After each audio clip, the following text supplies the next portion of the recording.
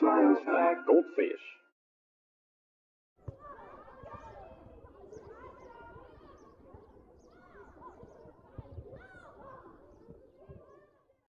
Growing up, I used to think that the human body hit its physical prime at exactly 16 years of age. Now, obviously, this is not the case. According to that shitty little Google AI feature that be lying to me half the time, most adults won't even start to reach their physical prime until they're like 10 years removed from 16, but looking back, I think I can see why I was led into believing that life was nothing but physical decline from the moment you cross the 17 mark onward. You see, in fiction targeted towards teenagers and young adults, the type of stuff that I was watching as a kid, shonen anime, superhero shows, what have you, the characters have to be mature enough to feel inspirational or cool, while also still being young enough to fit into scenarios that the audience can relate to. And so what you end up with is this age inflation where a character's actual age is sort of just arbitrarily slapped onto the character as a side note to the way that they actually act in the story. Most teenagers in these shows are functionally young adults in terms of responsibility and lifestyle. Most young adults in these shows are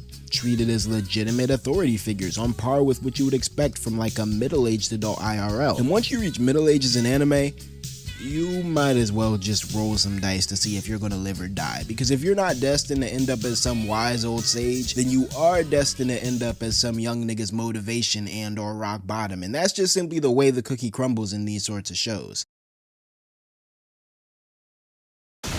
Now, credit where credit is due, right? As time has gone on and the genre has evolved in tandem with the scrutiny of its audience, the shows that dominate the shonen conversation have gotten a bit better with reeling in the adultisms and painting a more authentic picture of the teenage experience. These days, a lot of the awkwardness and lack of discipline and meat beating that comes with being a teen, it's all there, for better or worse. And I think what really made me come to appreciate the strides that shonen anime have made in this department was actually going back and watching some of the bullshit that they used to try to pass off as high school boys back in the day. Because what the actual fuck is this shit, bro? We all know about the anime delinquent trope, right? The bad boys, the ne'er-do-wells, the kids around the block that can't seem to stop fighting, them young niggas, some of you TikTokians might say. Well, imagine if they made a school for these delinquents, a private school for these delinquents, where instead of learning a bunch of lame bullshit like math, science, and how to sound it out. Where instead of learning a bunch of lame bullshit like math, science, and how to riad, you instead learn how to quote unquote refine your manliness by doing shit that actually matters in life, like handstands and forward marches. This right here is the plot of Sakigake Otokojuku, a manga slash anime from the mid to late 80s, which came out during the peak of Shonen Jump's big burly men era, Fist of the North Star and type shit. In Sakigake Otokojuku, we follow the story of the newly enrolled first year class at Otokojuku, this 300-year-old all-boys private school for dropouts, founded with the mission of refining these young boys into men that can lead the world. Now, on paper, that sounds good, right? This sounds like the mission statement of literally every all-boys high school ever. Trust me, I went to one. But you see, the thing about Otokojuku is that their methods in achieving this goal that they set for themselves are a bit, let's just say a bit odd.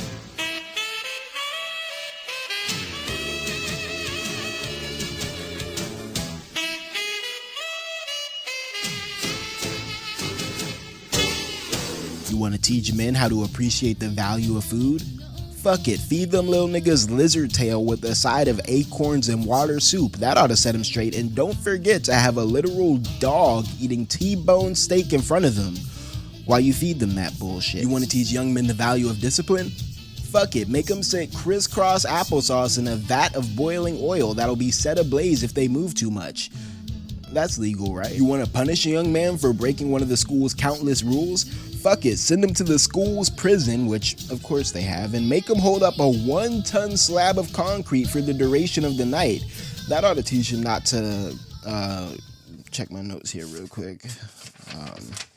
That ought to teach him not to steal food. Okay, so back to the whole value of food shit, I see. As we work our way through the narrative of Sakigake Otokojuku, we do so through the lens of main character Tsurugi Momotaro, a dropout who enrolled at this academy because doing so seemed fun.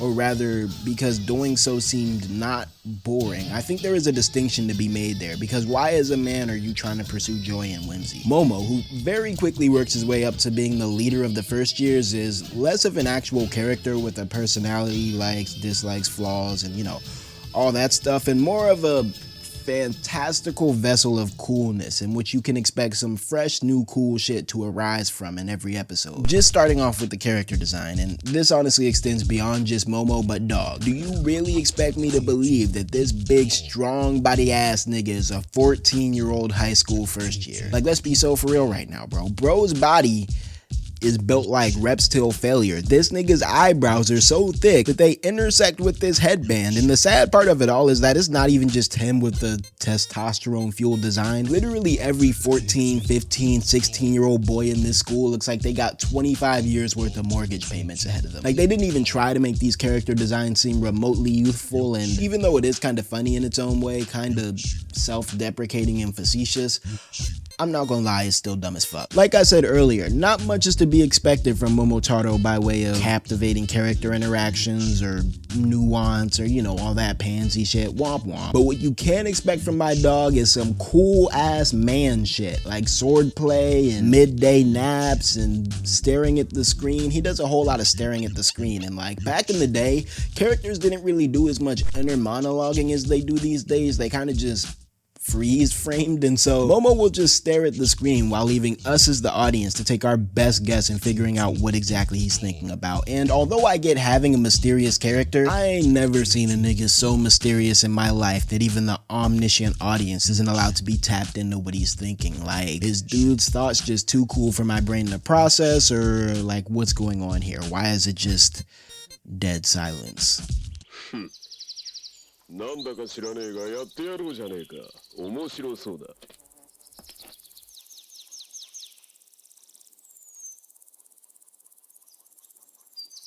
Perhaps the only soul within these school walls who could surpass Momotaro in a contest of sheer testosterone is none other than the principal of this fine institution himself, Irajima Hihachi. I really don't know where to start with this man. I feel like to even remotely scratch the surface of what this man is, I'd have to make a dedicated video going through all his different feats and accomplishments in exhaustive detail, but to at least set the tone for and give y'all an idea in regards to the type of character that we're dealing with, I want to read y'all a little excerpt from the abilities and powers section of his wiki page. Alright, pay attention.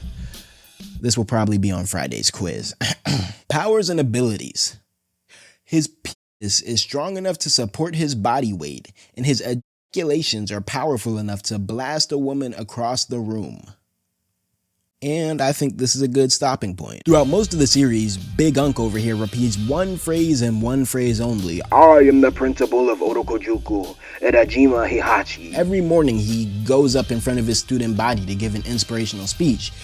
Except all he does is say this phrase and leave. If you ask him a question, this phrase will probably be your answer. If you greet him, he will most likely return your greeting with this phrase. There's a scene in one of the episodes where Hihachi is on the phone with his op, and he proceeds to say this phrase with so much bass in his voice, so much testosterone, that the vocal masculinity is transmitted through the telephone wires and causes his op's phone to explode in his face. I can only imagine that Hihachi yells this phrase out before he blasts women across the room. That's low-key insane, but hey, who am I to judge? I best keep my mouth shut before he spins on me with that nuke that he invented in World War II, the one that can blow up half the United States.